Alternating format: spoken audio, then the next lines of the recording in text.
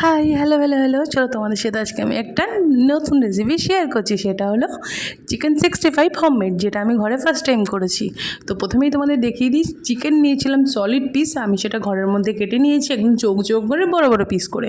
তার মধ্যে আমি দিয়ে দিয়েছিলাম প্রথমে নুন দিয়েছিলাম পরিমাণ মতন, তারপরে টক দই দিয়েছিলাম, তারপরে দিয়েছিলাম আদা রসুনের পেস্ট, তারপরে দিয়ে দেওয়া হয়েছিল কাশ্মীরি লঙ্কা, সেটা হলো একটু কালারটা হওয়ার জন্য।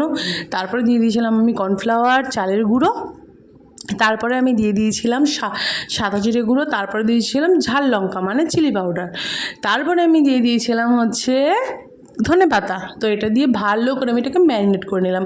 আগেই বলে দিই, এর মধ্যে কোনো রকম সস বা ভিনিগার যাবে না। তো দেখে নিলে চিকেনের সাইজটা কত বড়, কতটা বড় পিস করেছি আমি। হ্যাঁ, এটা আমার ম্যারিনেট হলো, এটা জাস্ট 5 মিনিট রাখতে হবে। তারপরে আমি কিছু সবজি কেটে নিলাম, মানে কিছু জিনিস, সেটা হলো ধনেপাতা আর হচ্ছে রসুন কুচি, তার মধ্যে হচ্ছে কাঁচা লঙ্কা কুচি, ব্যাস করে নিলাম। হ্যাঁ, তবে কাঁচা লঙ্কাটা একদম কুচোনো হবে না, একটা কাঁচা লঙ্কাকে 4 পিস মতন একটু অন্যরকমভাবে কাটলেই হবে। তার মধ্যে কড়াতে আমি দিয়ে দিলাম রিফাইন্ড অয়েল, যে তেলটা খাও অয়েলের সেটা দেবে, সাদা তেল। তো তারপরে আমি চিকেনগুলো দিলাম, একে একে করে চিকেন দিলাম। চিকেনটাকে ডিপ ফ্রাই করবো, তবে একটা মাথায় রাখতে হবে একদম মিডিয়াম ফ্লেমে করতে হবে, নয়তো নিচে লেগে যাচ্ছিলো, কারণ দই দিয়ে, যেহেতু দই দেওয়া আছে। আমি দেখতে পাচ্ছি চিকেনগুলোকে পুরোপুরি ফ্রাই করে সবটা তুলে নিয়েছি। চিকেনগুলো খুব সফট হয়েছিল, খুব জুসি লাগছিল, দেখলেই তোমরা বুঝতে পারছো।